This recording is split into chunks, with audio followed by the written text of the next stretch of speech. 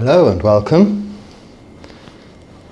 I hope you've been able to see the photographs that have been posted of our Samadhi Sala, the new meditation hall, being created out of the old building neighbouring where I am now, next door.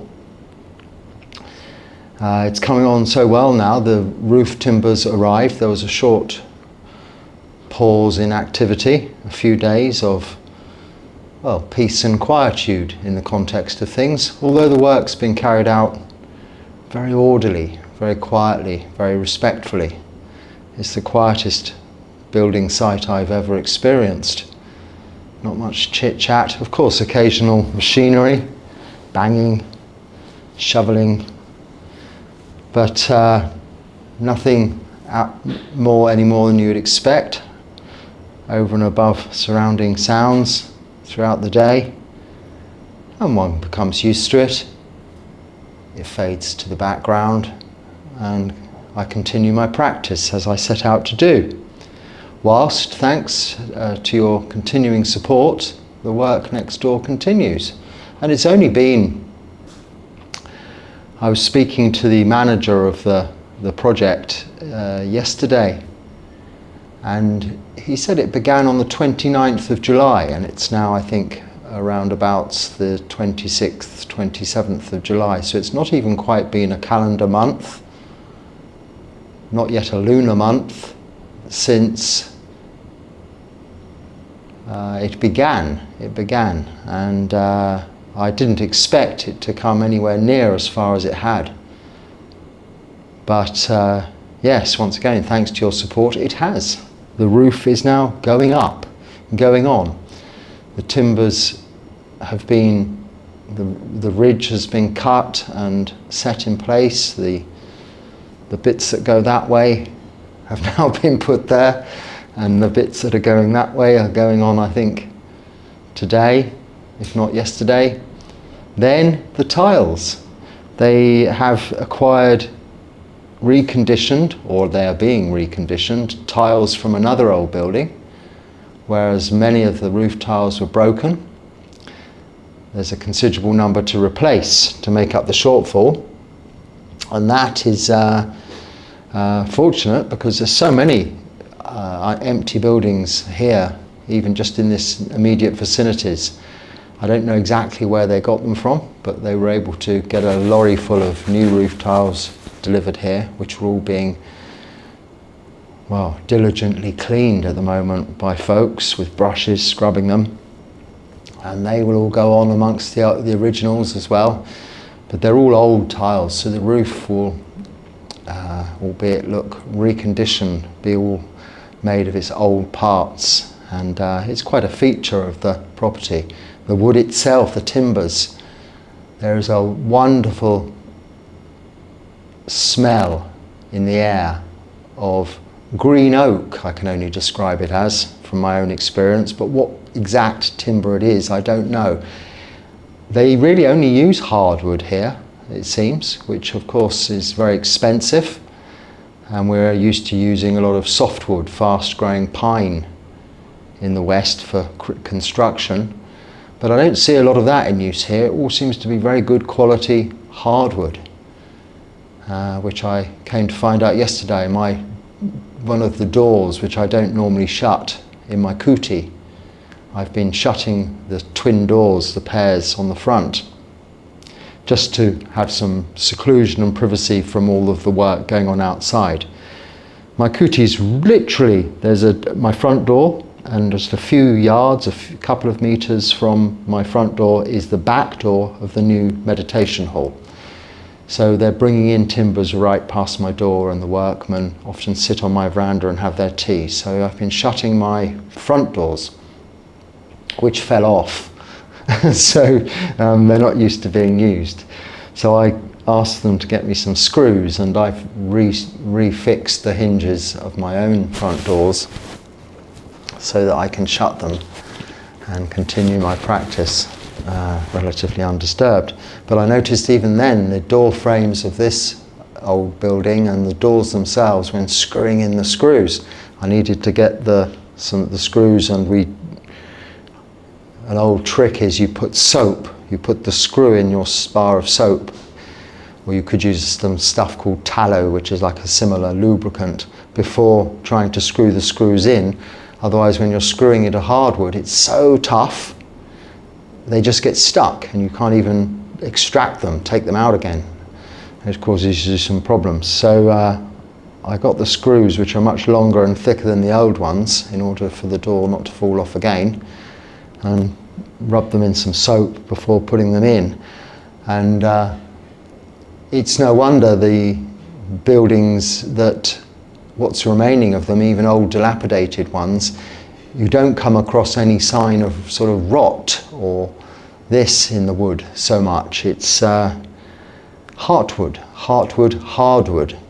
And we know from the Buddha's teachings, he uses the heartwood sutta, and you can look that one up, by way of describing our practice and the qualities we derive from this practice of sila, keeping moral virtue, meditation, and that's samadhi, the purpose of which our new hall is for practicing bhavana, mental development, developing the skills of samadhi, focused, concentrated minds, to develop wisdom and understanding of the truth of reality, really what is going on around us, seeing it for what it actually is, and relating it to the present moment here and now, rather than worrying about the past or thinking about things of the past. Well, the wonderful thing about the past is, however dreadful it may have been, is it's gone and it cannot be changed. So there's nothing there to be done. Now this helps, with that understanding, us to let go of the past, not dwell in the past. And similarly with the future, it hasn't even happened yet. It is just our imaginations, predictions, expectations, which too can be let go of when one is in the present moment here and now,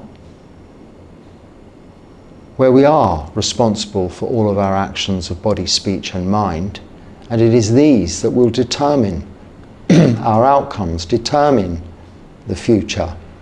They are the causes and conditions we're putting in place for future results. Our actions, karma, the causes and conditions, pacaya, will bring about results, vipaka. So, on that note, and continuing with the comments and questions from previously, well, the first one here, I wish I would have been able to have got to it sooner than I'm able to, because I'm not sure whether the person writing will relate their comment to now, because it could have been I'm not sure exactly when I would have received this comment. So sometimes there is a tendency to get a little bit behind. Now, if you ever have a situation or a comment or a question that is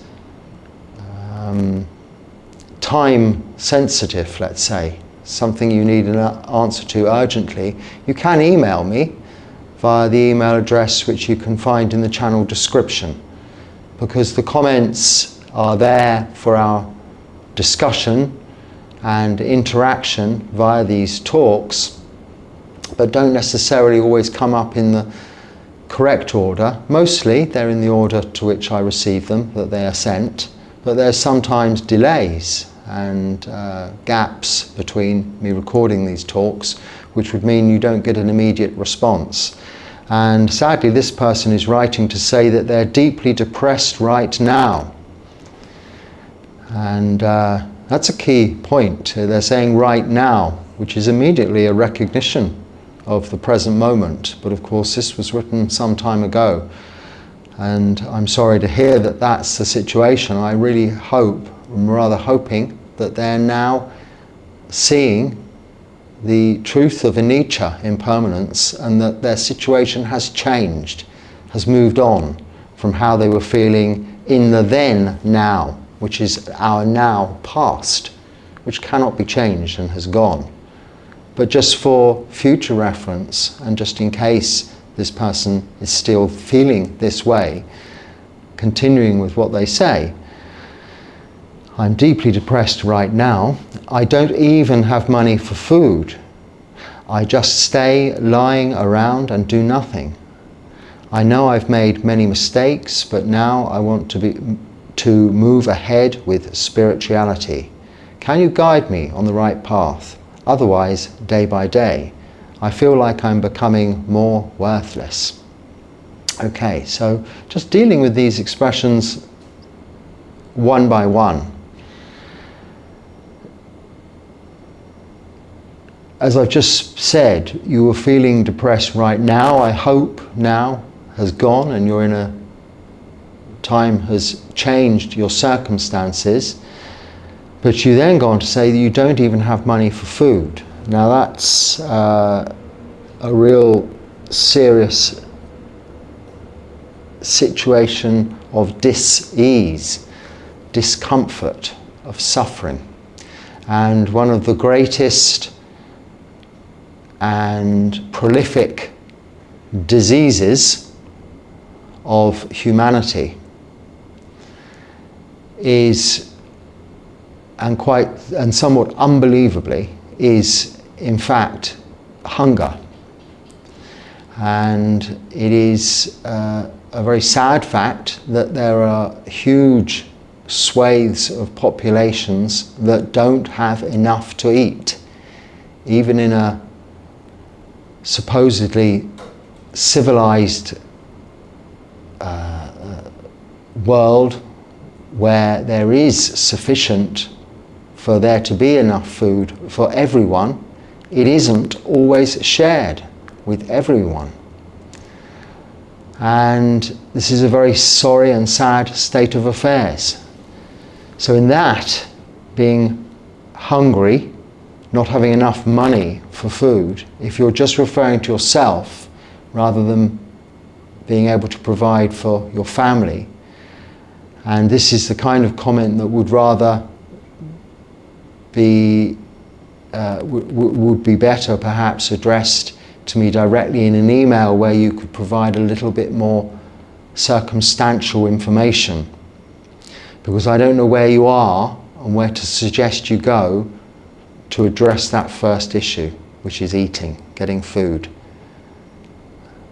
There are organisations, there are facilities for people to get food in most places, albeit they might be difficult to find and not the usual courses that you might take. It isn't always about having enough money. There is usually wasted food given up by people that is sufficient. And it rather depends on how literal you mean how literally your situation is with respect to you having no money and no food.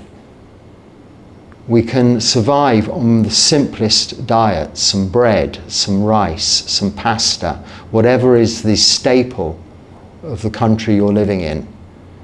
So I've done this. In India, I lived on literally rice and dal for years, just rice and dal, which is freely available in temples, not Buddhist temples, but Hindu temples. There are Sikh temples you can go to. There are many different religions. When you're hungry, you don't need to be fussy. We're all common, we're human. And anyone hungry, if they come across someone whom has any sense of morality or humanity about them, they will always share something with you. But of course you can't be fussy, you can't be choosy. So you go with the staple diet of what's available. Or you may be in a modern city, which might be even seem more difficult to find food. But there are facilities, there are food banks, places you can go. There are, and I don't know whether it's possible these days, but there are also places, restaurants, supermarkets that throw away, discard a lot of food each and every day. You can go there. You can stand by the back door. You can even offer to wash up. You can even offer to sweep their yard. Now, I know it's not always that easy. This is why I say, without some circumstantial background, it's hard to give you specific recommendations. But food is usually somewhere is available. And where it's not, then this is the hardest situation for most people to deal with. And it's very sad that that is a situation that exists at all. But unfortunately it does. And in those circumstances, if it's just yourself that's feeling hungry, this is a bonus. You're not responsible for feeding others. If you're responsible for feeding others, then this is another issue entirely. But just moving on slightly and not putting that aside, and rather hoping that by now you've addressed this issue and found somewhere where you can get something to eat. You say you just stay lying around doing nothing. This won't bring food to the table. You need to go out looking. Even if you just go and walk and wander in nature, it'll brighten the mind, it'll wake you up. Escape from your four walls.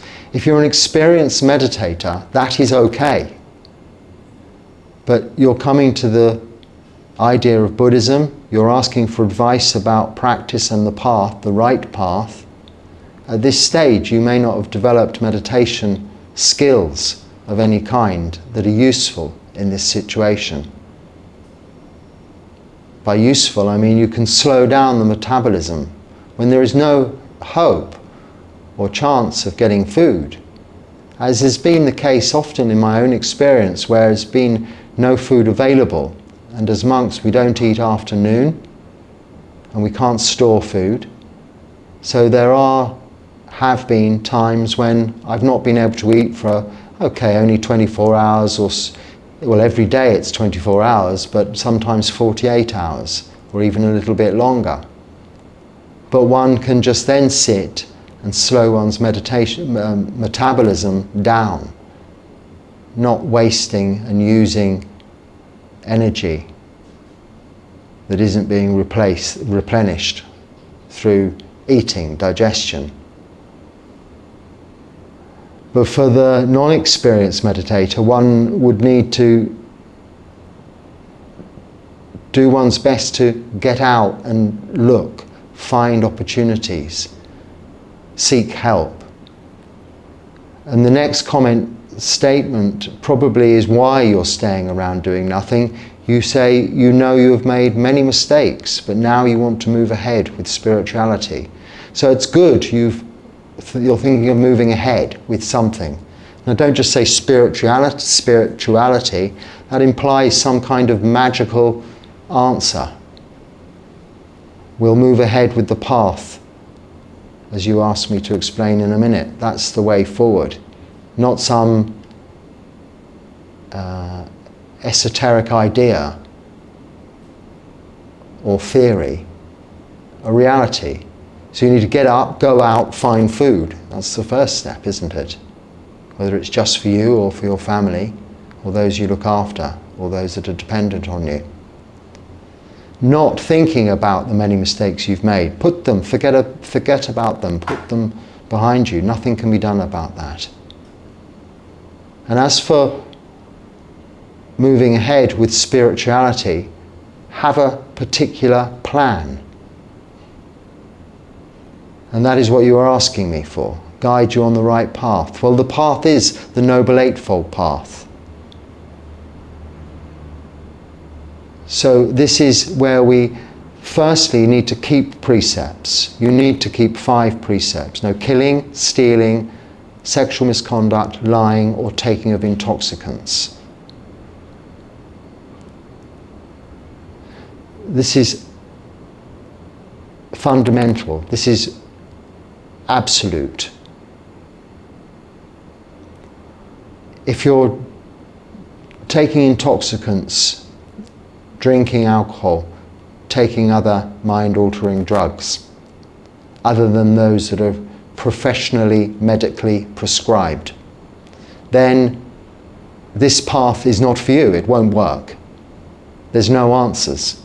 The path is holistic. It includes those 5 precepts, sila, moral virtue,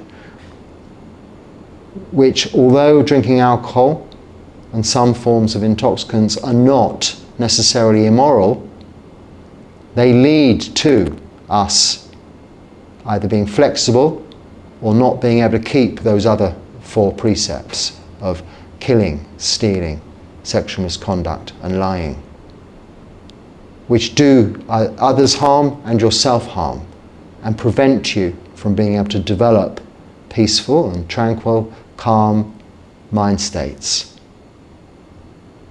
Because it is only with these peaceful and tranquil, calm mind states, or samatha,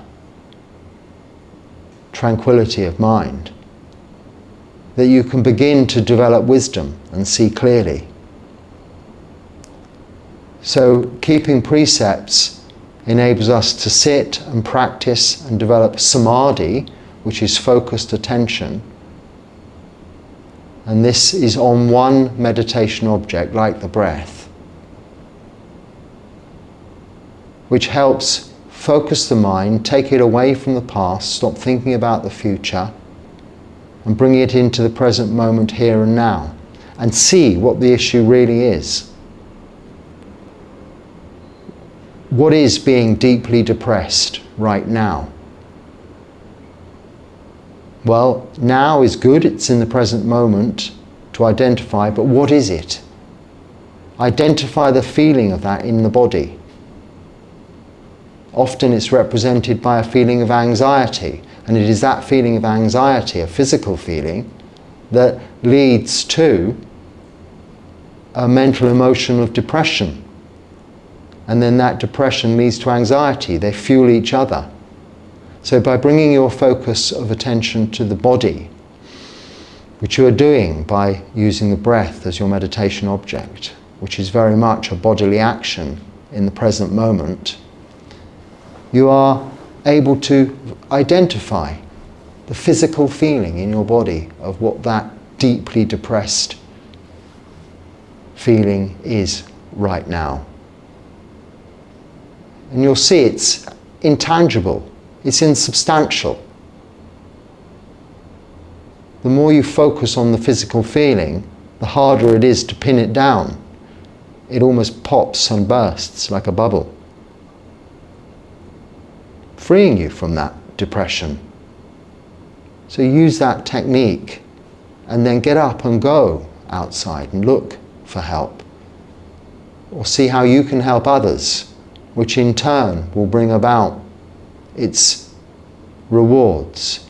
Not that you're doing it for the rewards, but by your good actions of helping others. Others' good actions will benefit you. This is the law of karma.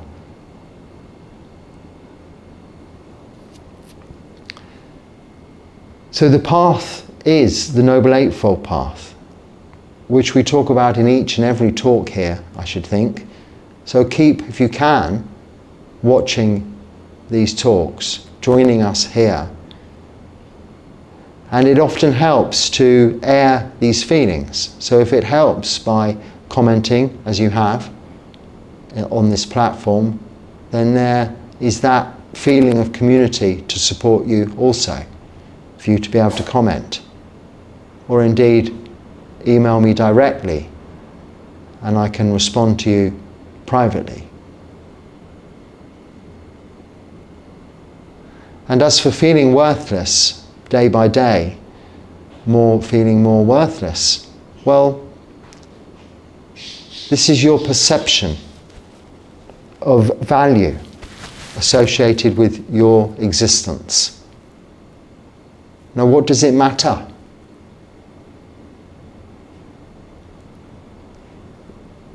You are just this bag of skin bag of organs and bones, with various liquids running around it, a thinking brain processing all of this, operating all of this. But your mind is separate from that, witnessing that situation. Even your physical feeling of hunger that you may be experiencing currently is known but not experienced by your mind. Your mind is never hungry. It's observational. It's observing this feeling of hunger in the physical body.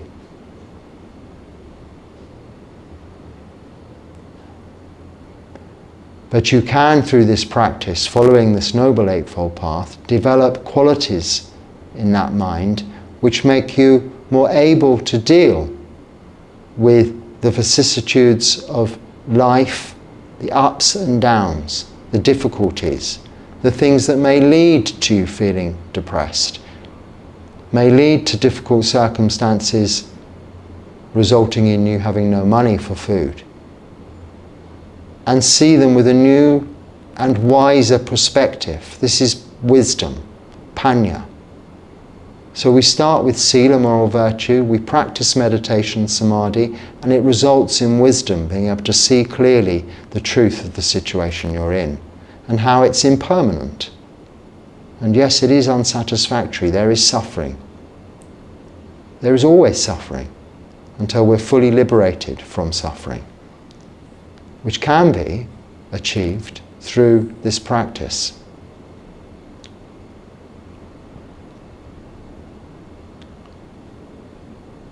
So no beings are worthless,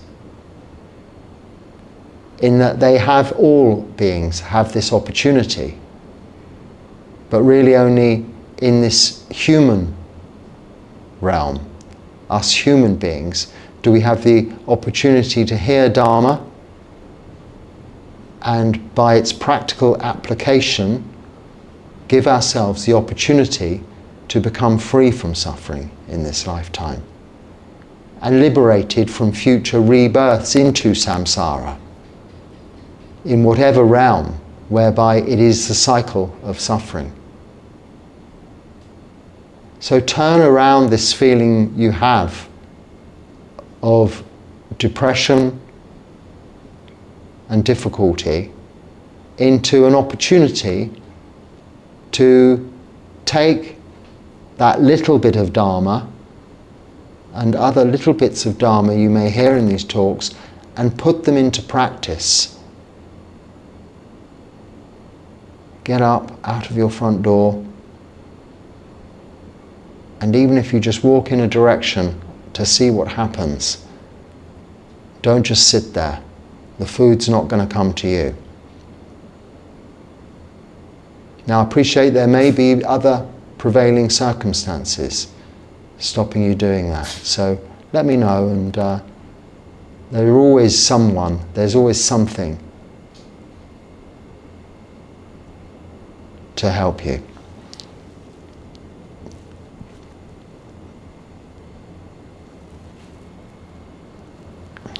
So you mentioned in one talk that we should not be concerned with the content of our imagination and instead with what we're seeing and observing.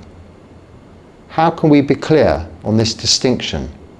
For instance, if a clearer vision of our future direction arises in the mind during meditation practice, should we make use of this, allowing it to guide us by altering our present actions? Or should we just dismiss it as imagination, as the situation doesn't technically exist presently in the phenomenal world? If everything is dependently arisen, shouldn't we trust these visions of the future and take action on them? So it rather depends what you mean by visions of the future. So if you have a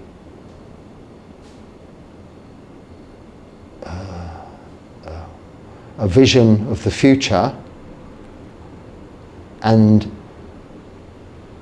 it's at that time certainly just imagination or a thought about what is going to happen in the future. But if you have a realization that all things are impermanent, unsatisfactory, and out of your control, then that's something you can use in the present moment, which will determine the future. But anything else is, yes, just imagination and should be dismissed as phenomena. So it rather depends. We are only experiencing through seeing, hearing, smelling, tasting, and yes, thinking about what is happening now, here and now. The past is gone, the future hasn't happened and may not happen. Even if you were able to predict and know the future, then you may not be around yourself to experience it. That cannot be certain. So, only through our actions of body, speech and mind in the present moment, in accordance with, well, the Noble Eightfold Path, so keeping sila and developing qualities, metta, loving kindness, karuna, compassion, mudita, joy, and equanimity, are we putting in place the causes and conditions, but developing the qualities to deal with whatever circumstances are prevailing in the present moment, as and when they come up. Now, if we set about through some imagination, some vision, to organize ourselves to be ready for what might happen, and either we're not there to experience it or it doesn't happen, then we haven't benefited ourselves or anyone else. So I think you need to be more specific in what you're saying. If you have some magical powers of knowing the future, that's a whole other issue which I can't explain or know nothing about. But if that was the case, you wouldn't be making this comment. You would have bought next week's lottery ticket. Not that I'm recommending that, it won't bring happiness. But it would be a misguided approach based on thinking what will happen next is going to benefit you through changing or trying to change the course of your actions to reap rewards in the future, which you may not experience. You may not be around to benefit from. So yes, through the practice we learn to understand the qualities. Now, if you're wondering about, someone mentioned that there's static in the background of the sound. It's not that, it's the cats have got some kind of cold and they're sneezing. So it's cat sneezing that's going on in the background, not static on the microphone. So it does sound a bit strange. So yeah, the past is the past, it's gone, it cannot be changed, the future hasn't happened yet. It's just that. Whatever you imagine, whatever dreams you have, however phenomenal they may seem, however complicated you want to make it all sound, with phenomenal existence and so on and so forth, you're just seeing, hearing, smelling, tasting, touching, and thinking about that experience. That's all we are. Okay, this one begins with "my friend." That normally means that someone's going to disagree with you when they say that. I don't know why. But I don't believe, and there we go, I don't believe the strict keeping of the precepts is required for stream entry. Despite what the texts, I can't speak now, despite what the texts claim sometimes. And it's very rigid to assume a stream enterer cannot break precepts. A stream enterer, though, would know and understand the fault in it. If you study Abhidharma, you see it's possible to have unwholesome cheetahs without wrong view present. Okay, so that's not what you believe, and you disagree with the texts that sometimes claim that one needs to keep precepts in order to become a stream enterer. A stream enterer is the first stage of enlightenment, which specifically means that you have no doubt in the teachings of the Buddha, the Dharma, and specifically the Four Noble Truths, which includes the Noble Eightfold Path, and that includes the precepts. So a stream enterer is prerequisite. A stream enterer's prerequisite condition is that they have no doubt in the Dharma, the teachings of the Buddha. And the core teachings of the Dharma are the Four Noble Truths, inclusive of the Noble Eightfold Path, which is Sila, Samadhi, Panya, as we were just talking about, and involves the precepts, the 5 precepts at the bare minimum, which have to be kept. As one can see that any variance on that, of keeping those precepts, is only going to lead to suffering. One can see that clearly. One has no doubt about that. That's just one aspect of stream entry. And no sense of persona, personality view, an abandonment of Sakkaya Ditthi in exchange for right view, Samaditthi. That is right view, understanding, without doubt, the Four Noble Truths and Noble Eightfold Path, or inclusive of Noble Eightfold Path. The abandonment of rites and rituals. And this is, not only is it the first stage of enlightenment, but it is the breakthrough.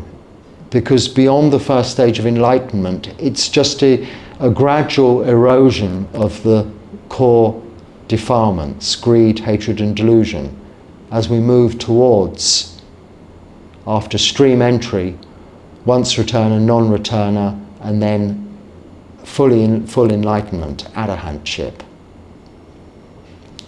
So it's a major advancement in the progress of your practice when one attains to stream entry, to which most practitioners don't. But without keeping precepts, you cannot attain to stream entry, because if you have any inclination to either break the precepts or even consider that it is possible for someone to do so and therefore become enlightened, then you are, by that wrong view, not able to attain to stream entry.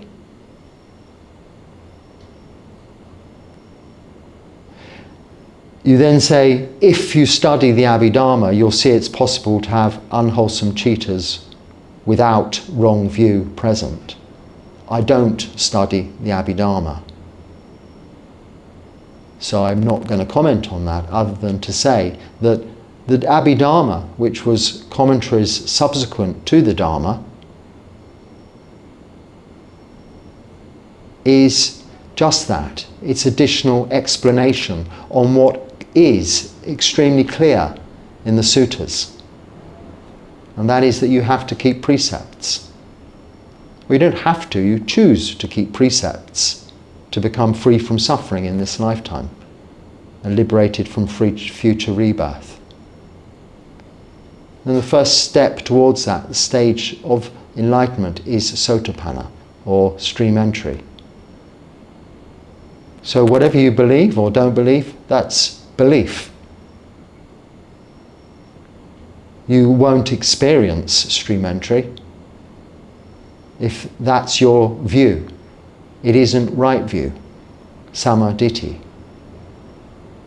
It is just your own personal view.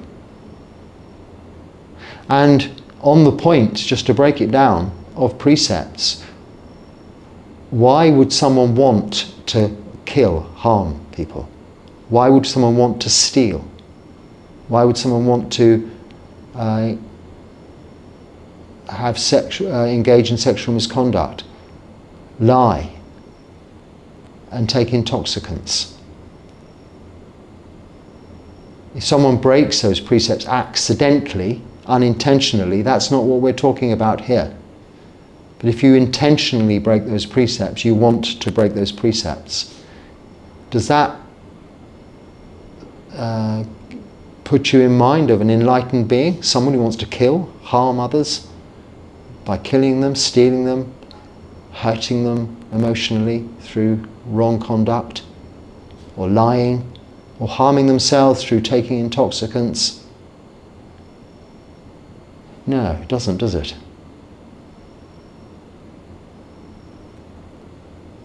So I'm not sure how that phrase you say, it's unwholesome cheaters without wrong view present, by taking it out of the context of the Abhidharma, and that statement would come in a context which might explain it more fully. It isn't applicable here. What you're saying is, in your view, you can break the precepts and become a stream enterer, which is contradictory. So, yes.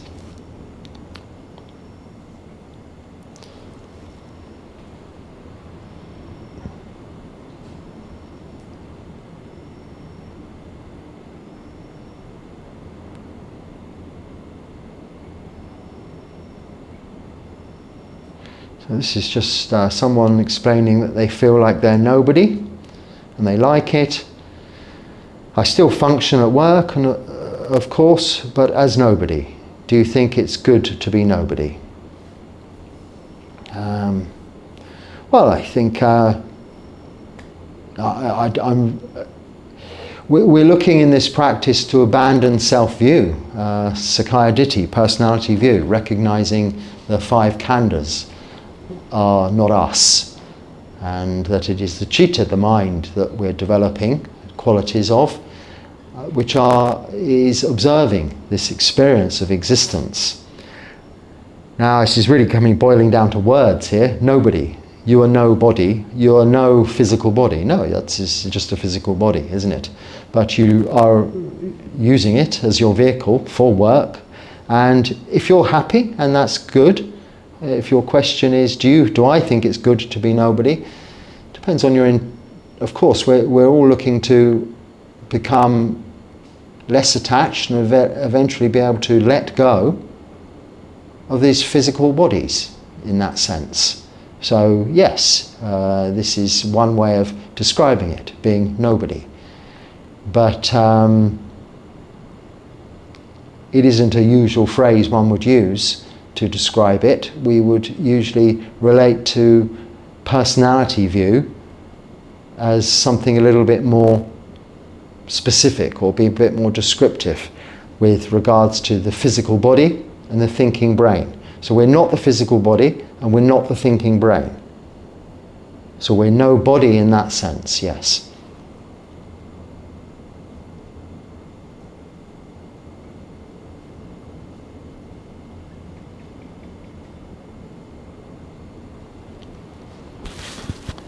So someone here says, I think I did mention this is from the lady who asked lots of questions last time, you seem to have a huge ego. she's referring to me here, and maybe that is your perception. So we have personality traits which we largely inherit. They are inherited genetically. Some people are quiet and demure and fade into the background. Others are more charismatic and flamboyant and out there in public. It's part of that personality. But ego implies an attachment to that personality. And our practice as Buddhist practitioners is to let go of any attachment to personality, whether it be that personality of a quiet and demure, fade into the background individual or persona, or a charismatic celebrity superstar, if you like, or sports personality, or something like that. Whatever one sees from your perspective is just that physical body, that thinking brain, and its personality. The mind, the citta, behind that may or may not be attached to it. So when one is usually saying, you have a huge ego to another, it's usually with a negative connotations, that you're saying that they think a lot of themselves, they think they're really special. And yeah, you may believe that of me, others may believe that of me. But what is important is what you believe of yourself. If you're attached to yourself, a view of self, persona, that this physical body and this thinking brain, what the body looks like and how this thinking brain intellectually, what it's gained, what it can do. If you think that's yours, then that's the problem.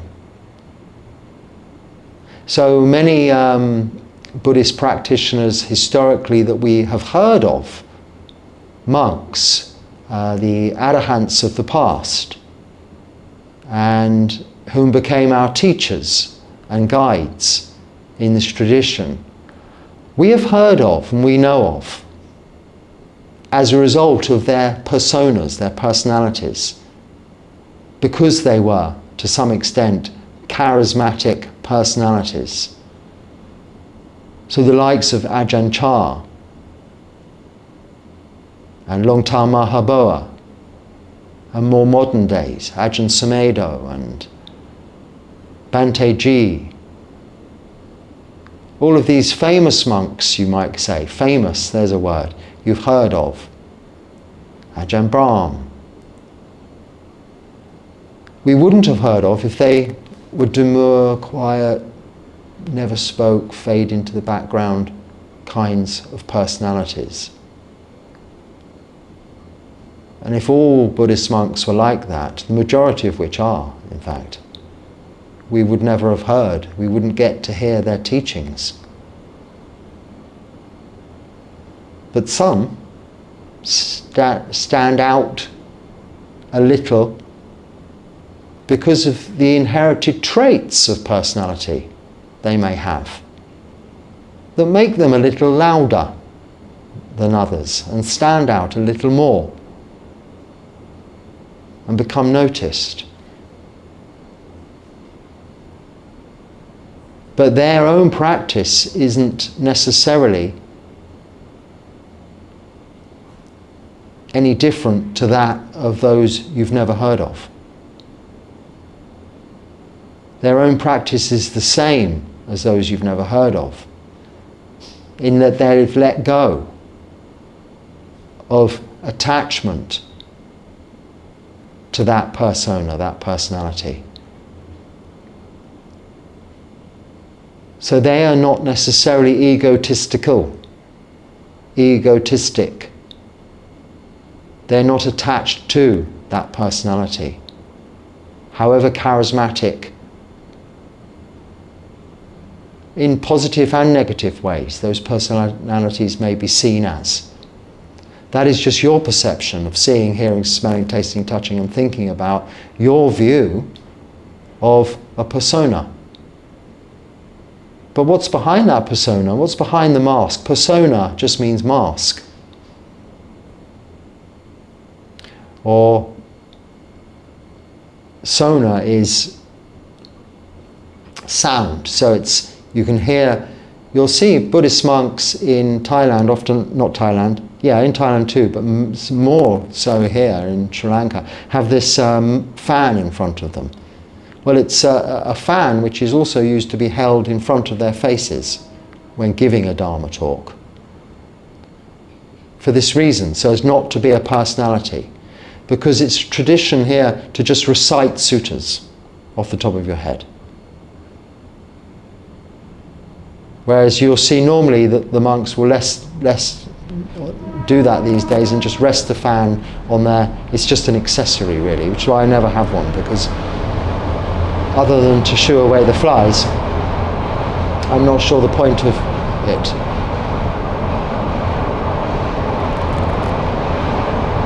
You can read the suttas for yourself. You can even learn them and recite them to yourself. The discussion of Dharma is often a personal thing. And we have teachers whom we have a personal relationship with. Like at school, if we didn't like our teachers, we didn't get on so well in their lessons. But the teachers we liked, we found it easier to listen to them and learn what they had to teach us. This is just human. And there isn't anything wrong with that. But it doesn't imply that people with a personality, whether it's good or bad, whether you like it or you don't like it, necessarily are attached to that personality. Ego just means I, a sense of I, and becoming. So it doesn't really have a context here. If you say, hey, you seem to think a lot of yourself, you have a lot of self-importance, and why are you better than anyone else, then I'd know what exactly you're suggesting. And I don't really think that way at all. So, but huge ego, I don't know. Maybe.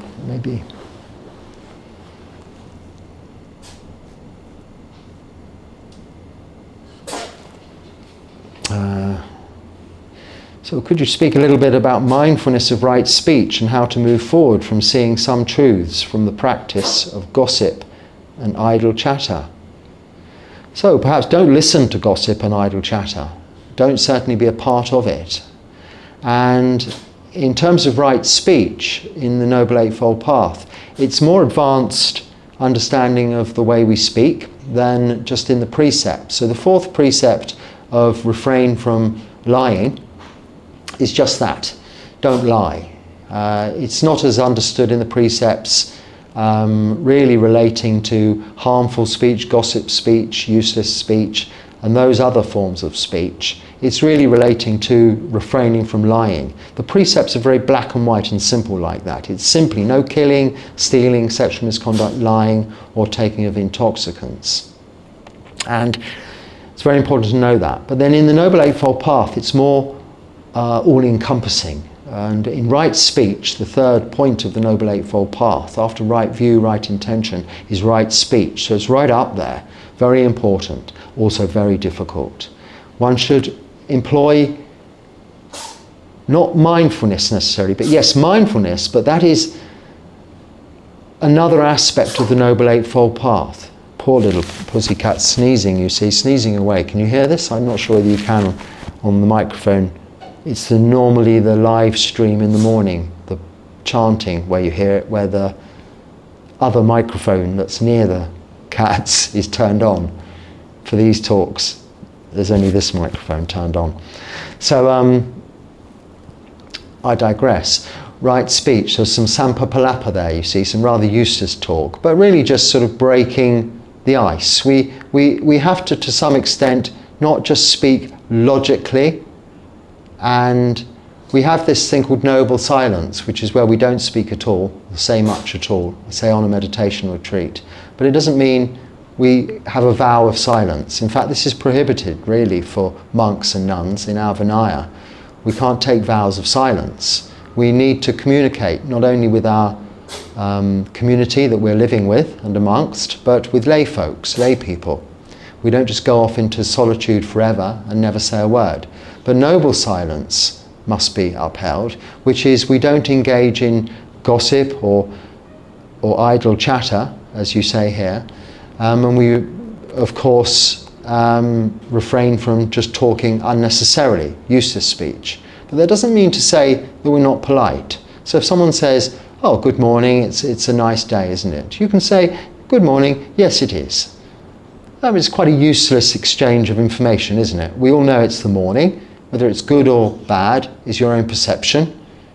And whether the weather or not is nice or horrible is neither here nor there. But you don't say that to people. It would be considered rude, impolite.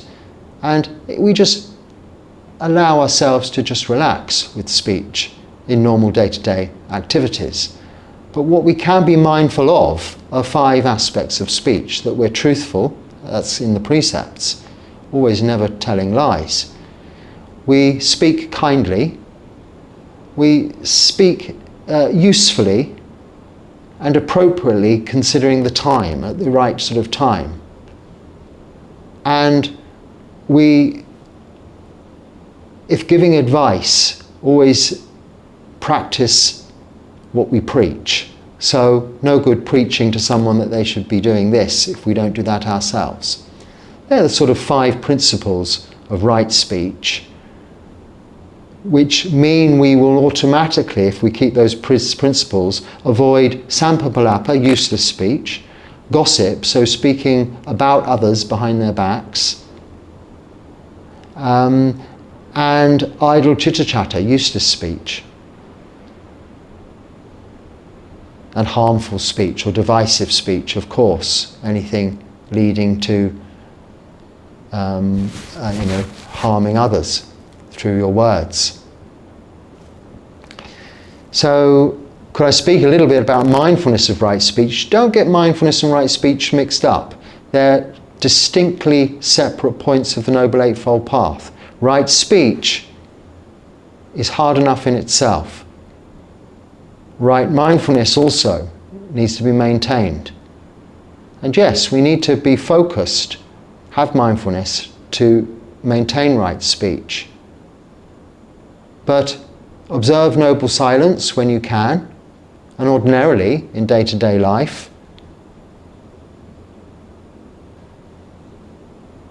Yes, just observe those sort of 5 principles which will help with right speech.